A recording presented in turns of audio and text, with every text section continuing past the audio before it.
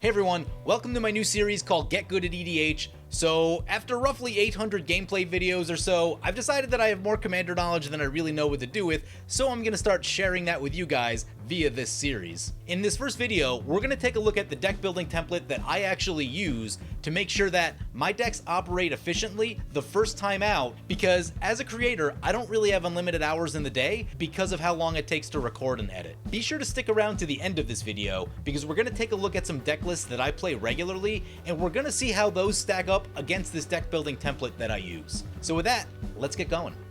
So first up, we're going to start with the holy triumvirate, the Triforce of deck building. That's ramp, removal, and card draw. 90% of the time, if a deck isn't performing well, it's because there isn't enough of one of these categories. And one thing to note with these three categories is that this is not the place where I'm necessarily looking to make interesting card choices in the deck. I'm really looking for reliability, so I'm completely cool running the same removal, the same ramp, and the same card draw in every deck if it makes sense for those decks. For me, the interesting card choices are the roughly 30 or so other card choices you get to make that aren't ramp, removal, and card draw. So let's start with ramp. Ramp is the one that I usually focused on the most, because Commander's in a place now where you just have to ramp. You have to be producing more mana than your turn count to even give yourself an opportunity to impact or win the game.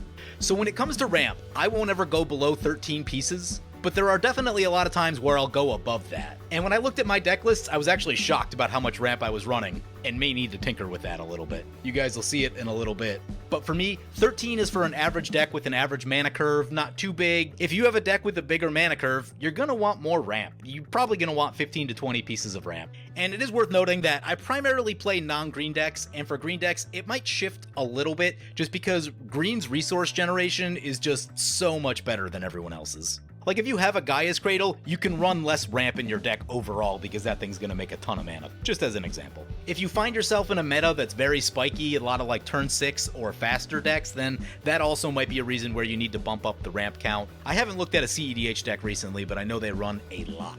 Another thing to note is that I do count cards like Land Tax, Tithe, Gift of Estates, and Armillary Sphere along with my ramp, even though it isn't actually ramp. It's all part of the umbrella category of mana production. So in the average deck, I'll run 1 to 3 cards with Land Tax or Tithe, and then maybe about 11 to 12 pieces of traditional ramp. The second category that I spend a ton of time thinking about is removal. Again, for the typical power level that I like to play at, I like 13 pieces of removal. If things get spikier, I'll go up to like 15 or 17, but I wouldn't necessarily play 15 or more pieces of removal against something like a precon or someone that's new to the game, because I know how terrible that feels. So generally, as the power level goes up, you're gonna want the removal count to go up also.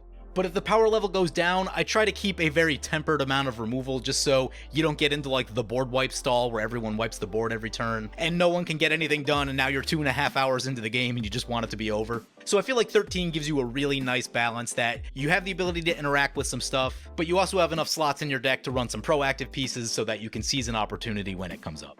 Next up is card draw. This is the one that I believe has the most variance about how many pieces you actually need to run, because card draw depends so heavily on what colors you're playing. So for card draw, I like to run between 5 and 10 pieces of it. And that's a fairly large range, and a lot of it depends on what else is going on with your deck. It's no secret that I play a ton of red and white, the worst card draw colors. More recently, they've started getting some card draw, but for many years, there weren't great options, which meant that you couldn't draw easily, and it was really important that you play cards that would generate advantage in another way. For example, cards like Burnished Heart and Armillary Sphere turn one card into 2 cards. So it's not card draw, but it is card advantage. So if your deck is full of a lot of cards like this, you may not need as much card draw. Another thing that can come up, if your commander has built-in card draw, you may not need to run as many pieces of card draw in your 99. But if I'm running green, blue, or black with no card draw in the command zone, then yeah, I'm probably gonna run like 8 to 10 pieces of card draw, and particularly like ones that draw a lot of cards or are repeatable. Those type of effects are really powerful. So yeah, if you're in colors that draw well, then it definitely makes sense to run a little bit more. But anyway, yeah, those 3 things are the most important, and if your deck isn't operating very well, be sure to check your ramp, removal, and card draw count, because that's usually the issue.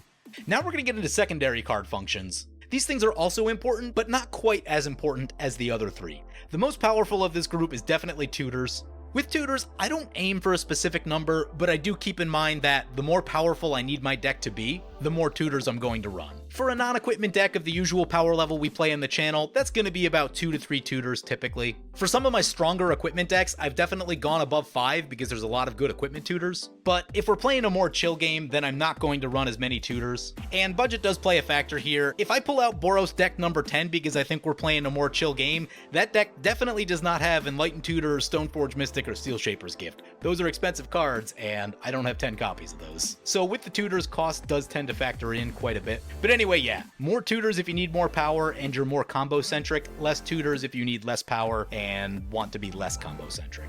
The next secondary function that's also really powerful is reanimation or recursion. I've noticed so many games come down to who can get their most powerful thing back after it's been used or removed. I've lost to Eternal Witness so many times in Commander, and I know it's because I don't run enough graveyard removal, but that speaks to how powerful getting back your best thing is late in a game. So for reanimation in the average deck, I would say about 2 to 4 pieces, but if you're doing a reanimator thing, or if you're just playing black, you may run more than that because black has a ton of good reanimation options. But for a non-black deck that isn't a reanimator, 2 to 4 is usually about right.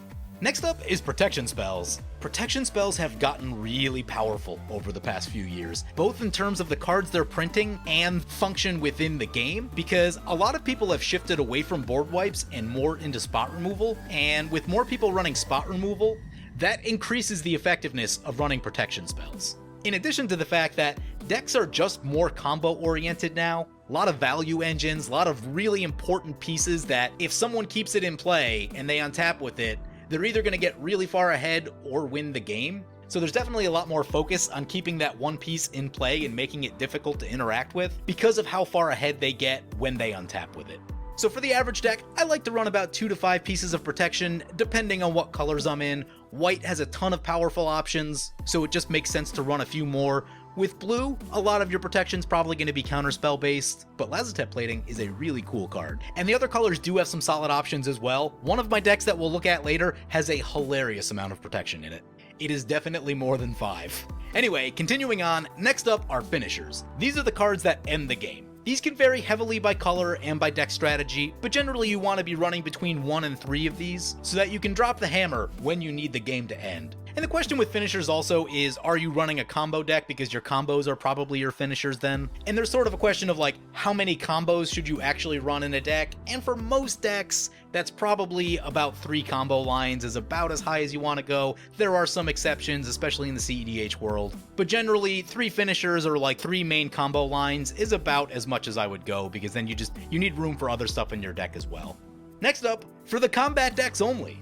If you are an aggro deck, and you have the colors for it, you should definitely be running some extra combats. I really like running 2 to 3 extra combats. 3 really makes sure that I'm probably going to draw 1 during the course of the game. If someone lets you untap with a decent board state, an extra combat can start taking people off the board really quickly. I did a whole video ranking all the extra combats, so you guys can check that one out. A lot of them do tend to be pretty expensive, but there are some cheap options as well. And so if you're playing an aggressive deck and you're in the colors, then I would definitely include a couple of these. Also for combat-based decks, you want some ways to break through. Because creatures have gotten so strong, people are playing more of them, which means that the ground board state can get really clogged if you're a combat deck. So you need to find ways to be able to get your damage in when opponents have a lot of blockers. And there are many different ways to go about this, and a lot of it will depend on what your deck is trying to do specifically. For a Voltron deck, the evasion keywords like unblockable, flying, and trample tend to be really, really good.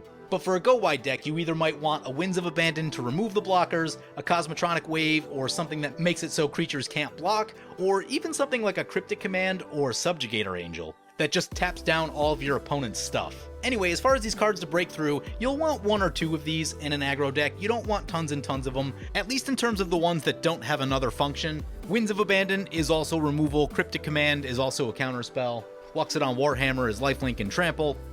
Next up is the meat of your deck. This is going to be the 25 to 30 cards that are the theme of your deck. This is whatever your deck is trying to do. The reason you run all of the ramp removal and card draw is to do stuff with these 30 or so cards. And that could be anything including but not limited to reanimation, equipment, life gain, enchantress, or combo. But whatever the main theme of your deck is, you're going to want about 25 to 30 cards in that function. Next up is fun cards. If you're playing in a setting that isn't crazy spiky, I recommend running 1 to 2 fun cards that are like objectively worse than some other option, but just make you happy. You don't want to run too many of them because a lot of times they may not impact the board as much as you need to, but having 1 or 2 of them in a deck can add just a little bit of spice, keep things interesting, keep it exciting. Maybe you can show your opponents a card they've never seen before, whatever the case is. I've got a few cards that just make me happy on screen, but this can be any 1 or 2 cards that spark joy whenever you cast them. So if you aren't playing crazy high power, then definitely try to include 1 or 2 things for yourself in the deck. Next up is test cards. With the amount of cards being printed these days, it's good to have 1 or 2 testing slots in your deck of cards that you'll just kind of rotate through just so you can look at them. But generally these are going to be your more recent cards that you just haven't had a chance to play. It's good to rotate some of those in and out of the deck just to kind of look at stuff so you know, well, maybe I want to keep this in the deck because it's really good, or maybe this doesn't work, let's try something else. So it is a good idea to have a little rotation of cards that are kind of coming in and out of the deck. The final category is life gain. If you play in a setting that has some element of combat, I like a couple cards in the deck that have the ability to gain you life back. But the key here is that these cards need to be able to do other things as well. So when I say life gain, I don't mean Chaplain's Blessing, because all it does is gain you a pretty mediocre amount of life. When I say life gain, I mean cards like Luxodon Warhammer, True Conviction, Blind Obedience, Polluted Bonds, Blood Artist. These are cards that are gaining you life, but they're doing other stuff too. Gaining 10 life back in a game can be fairly impactful, especially if you just got aggroed early and you're down to 15 or 20. Getting back to 25 or 30 is a much safer place to be. As you start getting down around 15, someone may just take you out because you're an easy target of opportunity, where if your life is much higher, then they can't really do that as easily. So I like to have about 2 to 3 life gain cards in a given deck, just because you never know when you're going to take a bunch of early aggro damage, crack a few fetches, and find yourself at 17 on turn 5. But yeah, if you're playing in a setting that's full combo, then you probably don't need as much life gain. But if there is some element of combat, I do like to have a little bit of it in my deck. So anyway, here's the deck building template that I use. This is a recap of all the things we just talked about. Ramp and removal, I like 13+. If you're in a stronger setting, you'll want to bump those up a little bit. Card draw, 5 to 10, again, depends heavily on color. Tutors, more for high power, less for low power, an average of 2 to 3 typically. Reanimation, 2 to 4, protection, 2 to 5, finishers, 1 to 3, life gain, 2 to 3. The meat of your deck should be about 25 to 30 cards. If you're a combat deck, you're going to want 2 to 3 extra combats. You're also going to want 1 or 2 ways to break through your opponent's creatures. But also, make sure you're having fun and make sure you're testing out new cards, so run 1 to 2 of each of those, just to keep things interesting for yourself. But with that, let's take a look at some deck lists that I play regularly, and let's compare them to this template that we just talked about. So first up is my Aurelia Angels deck. I've played this a bunch of times on the channel, and this is kind of a mid-power, upper mid-power type of deck. It's not a combo deck, but it's really looking to win the game around turn 7 or 8, and looking to do so with big flying angels. Here's the breakdown of that deck. 18 pieces of ramp, which is notable, and that's because the deck is chock full of 7-drops. I think my paper version is about 16 or 17 right now, so you can definitely tinker with it a little bit. But 18 is definitely a lot, and at least 16 of those are very needed. I won't talk about every category on here, just the ones that kind of stand out. Reanimation, 9 pieces. It is a Reanimator deck, so just a lot of reanimation. Protection is 7, but a lot of that's due to the fact that Avacyn has built-in protection and just protects your entire board, so that's a couple ticks higher than the average deck that I would play. Notably with this deck, the extra combat is only Aurelia. Aurelia lives in the command zone, so a lot of times I cast 3 or 4 angels and just bring her in, and that's all the damage you need. So when Aurelia is your commander, or Marog for that matter, you may not need as many extra combats. Moving on, next up is my casual Aurelia deck, aka the most savage Aurelia. This is the most brutal Aurelia deck that I've ever built and piloted on the channel, other than that one time I played the CEDH Aurelia. So casual Aurelia, 18 pieces of ramp. And I do have to say that I was playing that deck recently, and it did feel like I was flooding a little bit, and that's probably why. So I might actually drop that about 2 and get some other things into the deck. Tutors, 8. It's a combo deck, running lots of tutors, have basically all the equipment tutors in there, because I'm really looking to get Feast and Famine and Hearth and Home into play. Protection, 10 pieces?